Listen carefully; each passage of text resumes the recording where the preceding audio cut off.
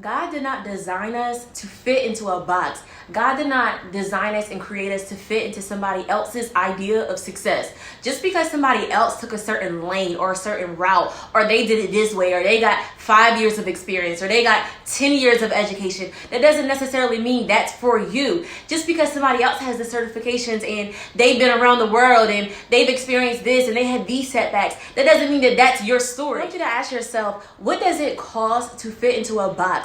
What does it cost you when you're into the mold of what somebody else's idea is of what you should be doing? What does it cost when you say yes to that full-time salary position? Yes, you're gaining this amount of money, but what are you leaving behind? Are you leaving behind your gifts, your talents? Are you leaving behind your connections? Are you leaving behind your skills and expertise because you're committing this amount of time to this job? Like, what does it cost? There is no job out there that can capture everything that I'm worth. There is no job out there that can pay me for everything that I'm worth, because in order to do that, you have to be able to use my gifts and use my skills. It can't just be I'm focused on this and I'm leaving this behind. It can't be I'm so wrapped up into one thing that you're asking me to do that I'm leaving the rest of myself behind. But no, can you pull from this part of me and this part of me? Can you put me in front of a platform to speak, but also in the courtroom to defend? Can you allow me to make contracts for businesses? Can you use the fact that I can create digital graphics just like that, and establish a social media presence just like that, and plan events and gather rallies? Can you use all those different things that I can bring to the table? Because if you can't, I can't neglect all these different things that I can do. And I had to realize my job isn't on Indeed. My job isn't on LinkedIn. My job is in here. I just have to create it. My job is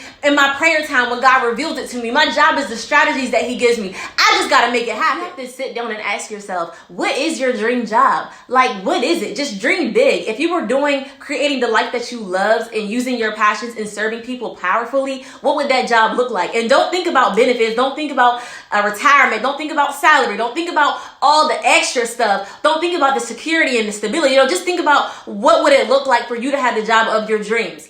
And then create it. No more neglecting what you're called to do. No more neglecting your gifts. We spend 9 to 5 every single day somewhere and never use our gifts. They don't even know that we can do this stuff. They don't even know that we can sing. They don't know we write poetry. They don't know that we're a brander. They don't know we can do these things. And you may say, well, Jasmine, I hear all of that, but you don't know the bills that I have to pay. You don't know how much I'm struggling. I'm dead broke right now. I can't just leave my job. I can't just leave this security. What's my plan? And I want to ask you something. Have you actually thought about how much money do you have to bring in each month?